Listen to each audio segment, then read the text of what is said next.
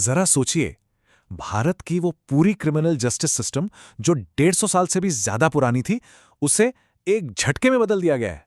ये सिर्फ कुछ कानूनों का फेलबदल नहीं है, नहीं, ये तो न्याय को देखने का, उसे समझने का पूरा नजरिया बदलने की एक कोशिश है। तो चलिए समझते हैं कि इस ऐतिहासिक बदलाव का असल मतलब क्या है।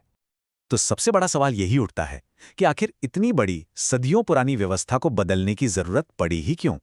और इसी एक सवाल के जवाब में छिपा है भारत के जस्टिस सिस्टम का भविष्य।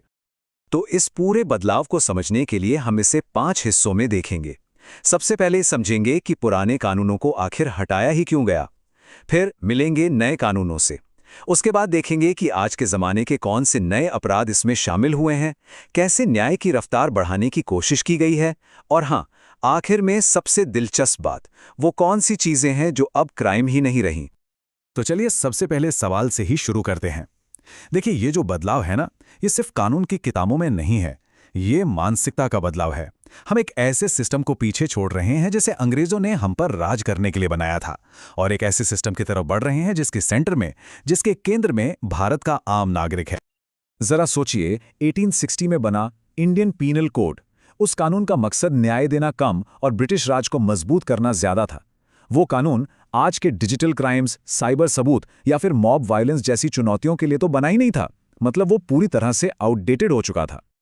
तो इन पुराने कानूनों की जगह पर अब क्या आया है? चलिए मिलते हैं उन 3 नए कानूनों से जिन्होंने भारत के जस्टिस सिस्टम की पूरी तस्वीर ही बदल कर रख दी है।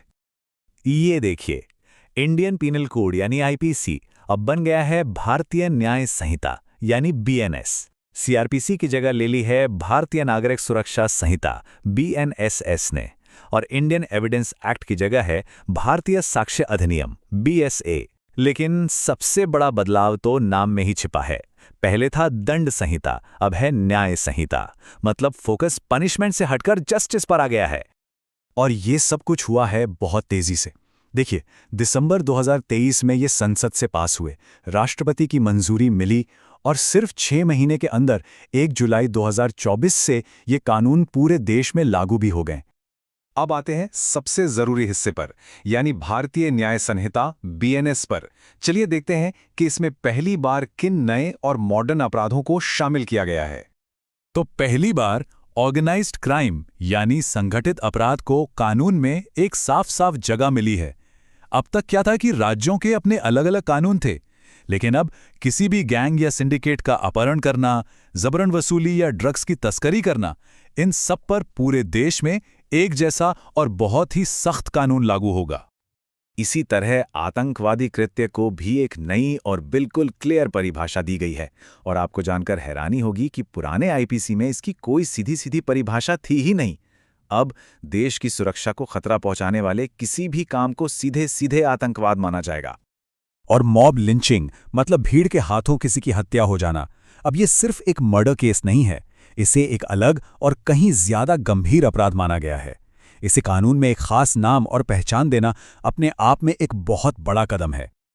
और हिट एंड रन के मामलों में तो सजा में जमीन आसमान का फर्क आ गया है। जरा सोचिए, पहले जहां लापरवाही से किसी की जान लेकर भाग जाने पर ज्यादा से ज्यादा 2 साल की सजा होती थी, अब उसे सीधा 10 साल तक कर दिया गया है। अच्छा, कानून बनाना तो एक बात है, पर न्याय समय पर मिले, ये उससे भी ज्यादा जरूरी है। तो अब बात करते हैं भारतीय नागरिक सुरक्षा संहिता यानी बीएनएसएस की, जिसका मेन मकसद है टेक्नोलॉजी का इस्तेमाल करके पूरी प्रोसेस को तेज बनाना। सबसे बड़ा बदलाव है ये डेडलाइंस। अब पुलिस की जांच में बेवजह की देरी नहीं चलेगी। एफआईआर दर्ज होने के बाद पुलिस को हर हाल में 90 दिनों के अंदर अंदर चार्जशीट दाखिल करनी ही होगी। यौन उत्पीड़न जैसे बेहद सेंसिटिव मामलों में तेजी लाने के लिए अब मेडिकल रिपोर्ट को सिर्फ 7 दिनों के भीतर जांच अधिकारी को देना ही होगा। ये पीड़ितों को जल्द न्याय दिलाने की दिशा में एक बहुत जरूरी कदम है। और ये टाइम लिमिट सिर्फ पुलिस की जांच तक ही नहीं है। अब तारीख पे तारीख वाला जो सिलसिला है, उसे कम करने के लिए ट्रायल पूरा होने के 45 दिनों के अंदर जज को अपना फैसला सुनाना ही होगा। इनके अलावा भी पूरी व्यवस्था को मॉडर्न बनाया जा रहा है। जैसे अब 7 साल से ज्यादा सजा वाले हर गंभीर अपराध में फॉरेंसिक जांच कंपलसरी होगी, ताकि सबूतों के आधार पर ही सजा हो। EFIR के जरिए घर बैठे शिकायत दर्ज कराना आसान होगा और जीरो FIR को कानूनी मान्यता मिलने का मतलब है कि अब कोई भी पुलिस स्टेशन FIR लिखने से मना नहीं कर सकता। चलिए अब इन नए कानूनों के एक बहुत ही दिलचस्प पहलू पर आते हैं, वो काम जो अब अपराधी नहीं माने जाएंगे, और ये कानूनी सोच में एक बहुत बड़े बदलाव को दिखाता है। राजद्रोह कानून, सेडिशन, आईपीसी की धारा 124A, जो कि अंग्रेजों के ज़माने की एक निशानी थी, इसका इस्तेमाल अक्सर सरकार की आलोचना को दबाने के लिए होता था और ये कानून हमेशा से ही विवादों में रहा। और अब इसे पूरी तरह से हटा दिया गया है, खत्म। इसकी जगह एक नई धारा सेक्शन 152 लाई गई है जो बहुत ही स्पेसिफिक है। ये सरकार की आलोचना पर नहीं लगती बल्कि उन कामों पर लगती है जो हथियारबंद विद्रोह या अलगाववादी गतिविधियों से भारत की संप्रभुता और अखंडता को खतरे में डालते हैं। ये एक बहुत बहुत बड़ा फर्क है। अब एक और बड़ा वैचारिक बदलाव देखिए। पुराने कानून के हिसाब से आत्महत्या की कोशिश करना भी एक अपराध था। मतलब जो इंसान पहले से ही गहरे मेंटल स्ट्रेस में है, उसे मदद की जगह सजा का डर दिखाया जाता था। नए कानून ने इस पूरी सोच को ही बदल दिया है। अब इसे एक क्राइम नहीं बल्कि एक मेंटल हेल्थ इशू माना जाता है, जिसमें उस इंसान को सजा की नहीं बल्कि मदद और इलाज की जरूरत है। हाँ, एक बात साफ कर दें, किसी को आत्महत्या के लिए उकसाना आज भी एक बहुत ही गंभीर अपराध है। तो कुल मिलाकर इन कानूनों ने भारतीय न्याय व्यवस्था में एक नए दौर की शुरुआत कर दी है। लेकिन असली सवाल तो यही है कि क्या ये कानून कागज से निकलकर जमीन पर भी तेजी और निष्पक्षता का अपना वादा पूरा कर पाएंगे? इसका जवाब तो खैर आने वाला वक्त ही देगा।